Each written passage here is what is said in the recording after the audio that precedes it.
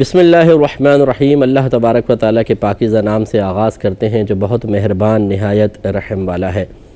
درس بخاری کا سلسلہ جاری و ساری ہے۔ آخری جو باب جو ہمارے پچھلے پروگرام میں ہم نے ذکر کیا تھا، باب صلاۃ التطوع علی الحمار، یعنی حمار گدھے پر یا دراز گوش پر نماز نفل ادا کرنے کا باب۔ حدیث نمبر ہے 1100۔ حضرت انس بن سیرین نے حدیث بیان کی۔ وہ کہتے ہیں کہ جب حضرت انس رضی اللہ تعالی عنہ شام سے تشریف لائے تو ہم نے ان کا استقبال کیا۔ ہم ان سے عین التمر کے مقام پر ملے، بس میں نے ان کو دیکھا کہ وہ دراز گوش پر نماز پڑھ رہے تھے اور ان کا منہ اس طرف تھا، یعنی قبلے کی بائیں طرف تھا۔ جیسے قبلہ یہ ہے تو اس طرف بائیں، اس طرف انہوں نے رخ کیا ہوا ہے۔ میں نے ان سے کہا کہ میں دیکھ رہا ہوں کہ آپ غیر قبلہ کی طرف رخ کر کے نماز پڑھ رہے ہیں۔ انہوں نے کہا کہ اگر میں نے رسول اللہ صلی اللہ علیہ وسلم کو اس طرح نماز پڑھتے ہوئے نہ دیکھا ہوتا تو میں نماز نہ پڑھتا۔ تو اس میں دو باتیں ثابت ہوئیں۔ ایک یہ کہ دوران سفر نبی کریم صلی اللہ علیہ وسلم نے نوافل ادا فرمائے ہیں، اگرچہ بہت سی حدیثوں میں نوافل کا ترک بھی آپ سے ثابت ہے۔ اور دوسری بات یہ کہ سواری پر سرکار نے نفل ادا فرمائے اور اس وقت سواری کا رخ جس طرف تھا آپ نے اسی طرف رخ کر کے نماز ادا کر لی، باقاعدہ استقبال قبلہ نہ کیا۔ تو حضرت انس رضی اللہ تعالی عنہ اپنا مشاہدہ ذکر فرما رہے ہیں کہ میں نے سرکار کو ایسا کرتے ہوئے دیکھا، تو جب آپ نے اہتمام نہیں کیا تو اس لیے میں بھی نہیں کر رہا ہوں۔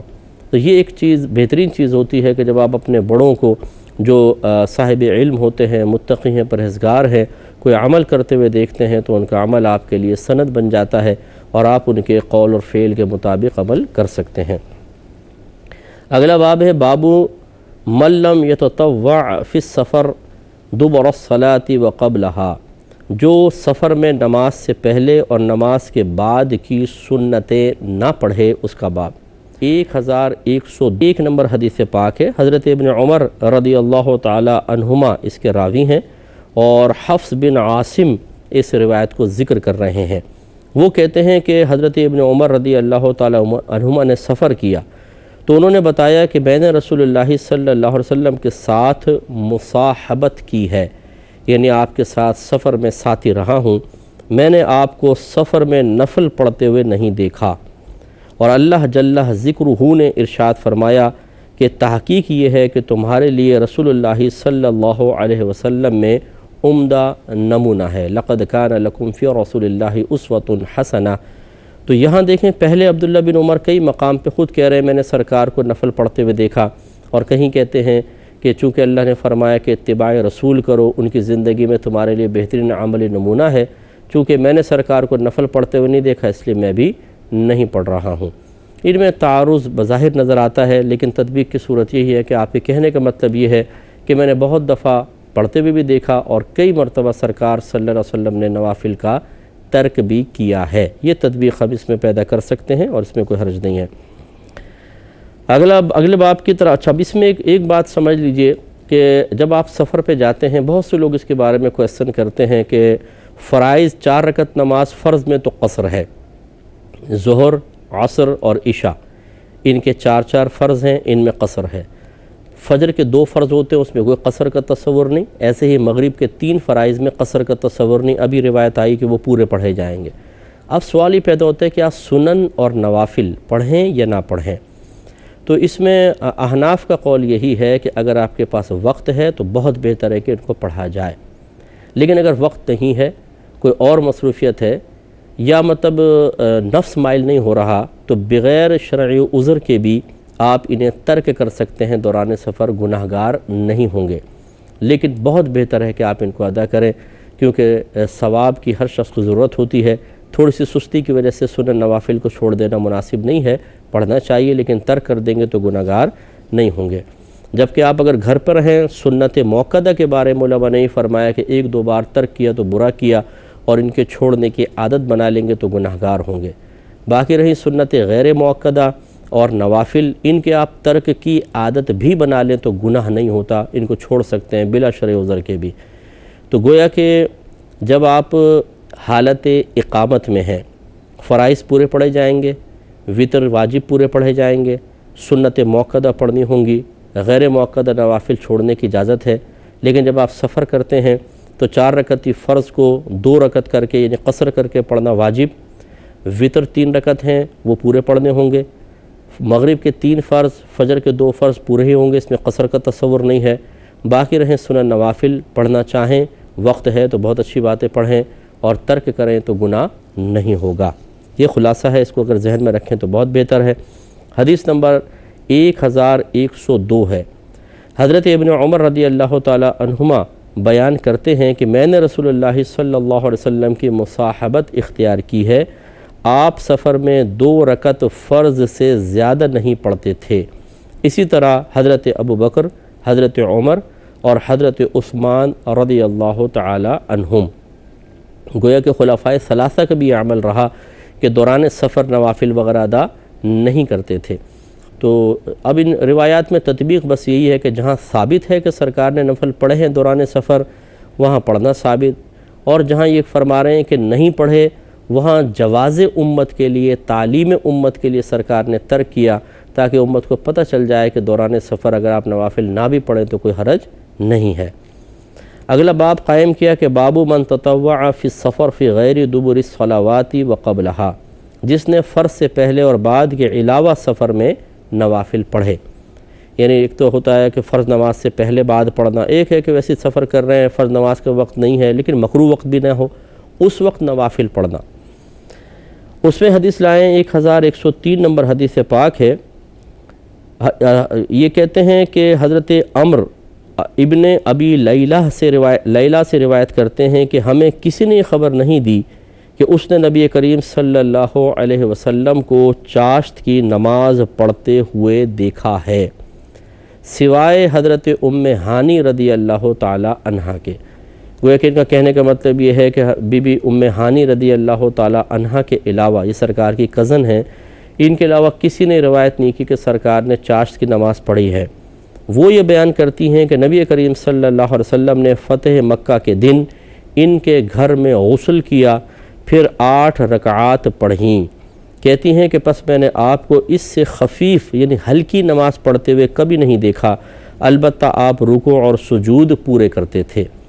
یعنی رکوع اور سجود میں 3 بار تسبیحات ہیں، باقی انتہائی مختصر قرات اور تیزی کے ساتھ آپ نے نماز کو 8 رکعت کو ادا کیا۔ اس سے معلوم ہوا کہ سرکار چونکہ فتح مکہ کے لیے جب آئے تھے مسافر تھے، اب دیکھیں نوافل پڑھ رہے ہیں، تو اس سے معلوم ہوا کہ دوران سفر سرکار سے نوافل پڑھنا ثابت ہے، لیکن یہ فرض نماز والے نہیں تھے، چاشت والے تھے، لیکن فرض نماز کے والے بھی سرکار نے اگر دیکھا جائے تو سواری پہ جیسے آپ نماز پڑھ رہے ہیں تو بہرحال سفر میں سنن نوافل وغیرہ کبھی آپ سے پڑھنا ثابت بھی ہے اور ترک کرنا بھی ثابت ہے، دونوں روایات پر عمل ہو سکتا ہے۔ حدیث نمبر ہے 1104، حضرت عبداللہ بن عامر رضی اللہ تعالیٰ عنہ حدیث بیان کرتے ہیں کہ ان کے والد نے ان کو خبر دی کہ انہوں نے دیکھا کہ نبی کریم صلی اللہ علیہ وسلم رات کے وقت سواری کی پشت پر نفل پڑھ رہے تھے، سواری کا منہ جس طرف بھی ہو۔ یہ اس پہ روایت بات گزر چکی ہے۔ 1105 نمبر حدیث پاک سالم بن عبداللہ خبر دیتے ہیں کہ حضرت ابن عمر رضی اللہ تعالی عنہما سے روایت ہے کہ رسول اللہ صلی اللہ علیہ وسلم سواری کی پشت پر نفل پڑھتے تھے، جس طرف بھی سواری کا رخ ہو، اور سر سے اشارہ کرتے تھے، اور حضرت ابن عمر رضی اللہ تعالی عنہما بھی اسی طرح کرتے تھے۔ حضرت سالم فرما رہے ہیں۔ تو معلوم یہ ہوا کہ دیکھیں سرکار نے دوران سفر نوافل پڑھے بھی ہیں اور چھوڑے بھی ہیں، دونوں طرح کی روایات ہیں۔ ہمارے لیے بھی اجازت ہوگی کہ پڑھ لیں، سعادت کی بات ہے، نہ پڑھیں تو بہرحال گناہگار نہیں ہوں گے۔ باب الجمع فی السفر بین المغربی والعشاء، سفر میں مغرب اور عشاء کی نمازوں کو جمع کرنے کا باب۔ 1106 نمبر حدیث پاک ہے، حضرت سالم اپنے والد سے روایت کرتے ہیں، والد ان کے حضرت عبداللہ بن عمر ہیں، انہوں نے کہا کہ جب نبی کریم صلی اللہ علیہ وسلم کو جلد جانا ہوتا تو آپ مغرب اور عشاء کی نمازوں کو جمع کر کے پڑھتے تھے۔ اس پہ تفصیل گزر چکی ہے کہ جمع سوری تھی، مغرب کو آخری وقت میں پڑھنا اور عشاء کو اس کے وقت میں لیکن اول وقت میں پڑھنا۔ بظاہر 2 نمازیں جمع ہیں لیکن اپنے اپنے وقت میں ہیں، جمع سوری جائز ہے۔ 1107 نمبر حدیث پاک ہے، حضرت ابن عباس رضی اللہ تعالی عنہما بیان کرتے ہیں کہ جب نبی کریم صلی اللہ علیہ وسلم سواری پر سفر کرتے تو ظہر اور عصر کی نمازوں کو جمع کرتے اور مغرب اور عشاء کی نمازوں کو جمع کرتے۔ یہاں پر بھی مطلقاً جمع کرنے کا ہے، تو ہم یہی کہتے ہیں کہ جمع کرنے کا مطلب جمع سوری ہے کہ ظہر کو آخری وقت میں ادا کیا اور عصر کا وقت شروع ہوا فوراً اس کو اول وقت میں ادا کر لیا۔ یہ صورتاً جمع ہو گئیں لیکن حقیقتاً اپنے اپنے وقت میں ہیں۔ حدیث نمبر 1108 ہے، حضرت عبید اللہ بن انس بن مالک رضی اللہ تعالیٰ عنہ سے روایت کرتے ہیں، وہ کہتے ہیں کہ نبی کریم صلی اللہ علیہ وسلم مغرب اور عشاء کی نمازوں کو سفر میں جمع کرتے تھے۔ حسین کی اور یہ پھر دیگر وہ باقی روایت ہے، تو معلوم یہ ہوا کہ سرکار صلی اللہ علیہ وسلم نے سفر کے لیے جو اگلی نماز ہے اس کے وقت مستحب کو ترک کر کے اس کو فوراً پہلے وقت میں ادا کیا تاکہ سفر میں آسانی ہو، تو اس طرح کرنے میں کوئی حرج نہیں ہے۔ اگلا باب قائم کیا ہے، باب هل يؤذن او يقيم اذا جمع بین المغرب والعشاء، کہ جب مغرب اور عشاء کی نمازوں کو جمع کیا جائے یا نمازی جمع کرے تو پہلے اذان دے یا اقامت کہے۔ اس پر 1109 نمبر حدیث پاک لے کر آئے ہیں، حضرت سالم رضی اللہ تعالیٰ عنہ کہتے ہیں کہ حضرت عبداللہ بن عمر رضی اللہ تعالیٰ عنہما نے بیان کیا کہ میں نے دیکھا کہ رسول اللہ صلی اللہ علیہ وسلم آپ کو جب روانہ ہونے میں جلدی ہوتی تو آپ مغرب کی نماز کو مؤخر کر دیتے، دیر سے پڑھتے، حتیٰ کہ مغرب اور عشاء کی نمازوں کو جمع کرتے۔ سالم کہتے ہیں کہ میں نے پوچھا، سالم نے کہتے ہیں اور حضرت عبداللہ بن عمر بھی اسی طرح کرتے تھے جب ان کو روانہ ہونے میں جلدی ہوتی، تو جب جلدی ہوتی تو وہ مغرب کی اقامت کہتے، پھر اس کی 3 رکعت نماز پڑھتے، پھر سلام پھیرتے، پھر تھوڑی دیر ٹھہرتے، حتیٰ کہ عشاء کی اقامت کہتے، پھر اس کی 2 رکعت نماز پڑھتے، پھر سلام پھیر دیتے، پھر ان کے درمیان 1 رکعت بھی نفل نہیں پڑھتے تھے اور نہ عشاء کے بعد کوئی سجدہ کرتے، حتیٰ کہ آدھی رات کو قیام کرتے تھے، یعنی سنن نوافل وغیرہ سب ترک کر دیتے تھے، بس مغرب کو آخری وقت میں پڑھا، جیسے عشاء کے وقت شروع ہوا فرائض پڑھے اور دونوں سے پہلے اقامت کر کے پڑھ لکھ لیتے تھے اور سفر پہ روانہ ہو جایا کرتے تھے۔ باب یؤخر الظہر الی العصر اذا ارتحل قبل ان تزیغ الشمس، جب زوال سے پہلے سفر کریں تو نماز ظہر کو نماز عصر تک مؤخر کرنے کا باب۔ حدیث نمبر 1111 ہے، حضرت انس بن مالک رضی اللہ تعالی عنہ اس کے راوی ہیں، بیان کرتے ہیں کہ جب نبی کریم صلی اللہ علیہ وسلم زوال آفتاب سے پہلے روانہ ہوتے تو ظہر کی نماز کو عصر کے وقت تک مؤخر کرتے، پھر ان دونوں کو جمع کرتے، اور جب سورج زائل ہو جاتا تو ظہر کی نماز پڑھتے، پھر سوار ہوتے، یعنی جب سورج ڈھل جاتا تو پھر آپ ظہر کی نماز پڑھتے اور عصر کو اول وقت میں پڑھتے۔ اس طرح سرکار نے جمع سوری فرمائی۔ باب اذا ارتحل بعدما زاغت الشمس صلی الظہر ثم رکب، جب مسافر زوال آفتاب کے بعد روانہ ہو تو ظہر کی نماز پڑھے پھر سوار ہو۔ حدیث نمبر ہے 1112۔ حضرت انس بن مالک رضی اللہ تعالیٰ عنہ کہتے ہیں کہ انہوں نے بیان کیا کہ جب رسول اللہ صلی اللہ علیہ وسلم زوال آفتاب سے پہلے روانہ ہوتے تو ظہر کی نماز کو عصر کی نماز کے وقت تک مؤخر کر دیتے، پھر سوارے سے اتر کر دونوں نمازوں کو جمع کر کے پڑھتے، اور اگر آپ کے روانہ ہونے سے پہلے سورج زائل ہو جاتا تو ظہر کی نماز پڑھتے پھر سوار ہوتے، یعنی جیسے مثال کے طور پہ ابھی زوال کا وقت نہیں ہوا، اس سے پہلے سرکار سفر کرتے تو آپ روانہ ہو جاتے اور ظہر کو پھر بالکل آخری وقت میں جا کر ادا کرتے، عصر کو اول وقت میں، اور اگر روانگی میں دیر ہوتی پہلے ہی ظہر کا وقت شروع ہو جاتا، پھر ظہر ادا کر کے آپ روانہ ہوتے تھے۔ بابو صلاۃ القاعد، بیٹھ کر نماز پڑھنے کا باب۔ حدیث نمبر ہے 1113۔ سیدہ عائشہ صدیقہ رضی اللہ تعالی عنہا بیان کرتی ہیں کہ رسول اللہ صلی اللہ علیہ وسلم نے اپنے گھر میں نماز پڑھی، اس وقت آپ بیمار تھے، چنانچہ آپ نے بیٹھ کے نماز پڑھائی اور آپ کے پیچھے لوگوں نے کھڑے ہو کر نماز پڑھی، تو آپ نے ان کو اشارے سے فرمایا کہ بیٹھ جائیں، پھر جب آپ ان کی طرف مڑے تو فرمایا کہ امام صرف اس لیے بنایا جاتا ہے کہ اس کی اقتداء کی جائے، پس جب وہ رکوع کرے تو رکوع کرو اور جب وہ رکوع سے سر اٹھائے تو رکوع سے سر اٹھاؤ۔ اس حدیث پر بھی پہلے کلام گزر چکا ہے کہ نبی کریم صلی اللہ علیہ وسلم نے یہ پہلے حکم ارشاد فرمایا، لیکن بعد میں یہ منسوخ ہو گیا، اور امام اگر بیٹھ کے عذر کے سبب نماز پڑھے تو صحابہ یا پیچھے جو بھی تھے وہ کھڑے ہو کر نماز پڑھیں گے، یہ حکم ہے۔ حدیث نمبر، اگلی حدیث پر آتے ہیں، 1114 نمبر حدیث پاک ہے۔ حضرت انس رضی اللہ تعالیٰ عنہ اس کے راوی ہیں، بیان کرتے ہیں کہ ایک مرتبہ نبی کریم صلی اللہ علیہ وسلم گھوڑے سے زمین پر تشریف لے آئے، جس کو ہم عام آدمی کے لیے کہیں تو جس سے گھوڑے سے گر جانا ہوتا ہے۔ اس سے آپ کی بائیں جانب کی کھال چھل گئی، چنانچہ ہم آپ کی عیادت کے لیے آپ کے پاس گئے تو اس وقت نماز کا وقت آ گیا، چنانچہ آپ نے بیٹھ کر نماز پڑھائی،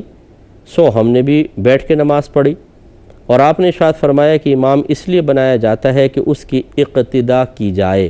بس جب وہ اللہ اکبر کہے تو تم اللہ اکبر کہو، اور جب وہ رکوع کرے تو تم رکوع کرو، اور جب وہ رکوع سے اٹھے تو تم رکوع سے اٹھو، اور جب وہ سمع اللہ لمن حمدہ کہے تو تم ربنا ولک الحمد کہو۔ شرح سی گزر چکی، ہم پہلے بتایا آپ کو کہ یہ منسوخ ہو چکی ہے حدیث۔ امام اگر عذر کے سبب بیٹھ کے نماز پڑھے اور مقتدی صحت مند ہوں تو وہ کھڑے ہو کر ہی نماز ادا کریں گے۔ اگلی حدیث ہے 1115، حضرت عمران بن حسین رضی اللہ تعالی عنہ بیان کرتے ہیں کہ انہوں نے نبی کریم صلی اللہ علیہ وسلم سے سوال کیا، اور وہ کہتے ہیں کہ ہم کو اسحاق نے خبر دی، انہوں نے کہا کہ ہم کو عبد الصمد نے خبر دی، انہوں نے کہا کہ میں نے اپنے والد سے سنا، انہوں نے کہا کہ ہمیں الحسین نے حدیث بیان کی ابن بریدہ رضی اللہ تعالی عنہ سے روایت کرتے ہوئے۔ انہوں نے کہا کہ مجھے حضرت عمران بن حسین نے حدیث بیان کی، اور ان کو ایک مرض تھا جس کو بواسیر کہتے ہیں، وہ مرض تھا۔ انہوں نے کہا کہ میں نے رسول اللہ صلی اللہ علیہ وسلم سے بیٹھ کر نماز پڑھنے والے کے متعلق سوال کیا، آپ نے فرمایا کہ اگر اس نے کھڑے ہو کر نماز پڑھی تو وہ افضل ہے، اور جس نے بیٹھ کے نماز پڑھی تو اس کو کھڑے ہو کر نماز پڑھنے والے کا آدھا اجر ملے گا، اور جس نے سو کر نماز پڑھی تو اس کو بیٹھ کر نماز پڑھنے والے کا آدھا اجر ملے گا۔ تو خلاصہ کلام یہ ہے کہ اگر کوئی بلا عذر بیٹھ کے نماز پڑھتا ہے اور نفل نماز پڑھتا ہے تو اس کا ثواب آدھا ہو جاتا ہے، ورنہ بلا عذر فرائض وغیرہ بیٹھ کر نہیں پڑھ سکتے ہیں وہ کھڑے ہو کر پڑھیں گے، لیکن اگر کوئی بلا عذر فرائض وغیرہ بیٹھ کے پڑھے تو نماز نہیں ہوگی، اس کو قیام اس کے لیے فرض ہے۔ عذر کے سبب بیٹھ کے نماز پڑھتا ہے، اللہ کی رحمت بڑی ہے، وہ جتنا بھی اس کو ثواب عطا فرمائے۔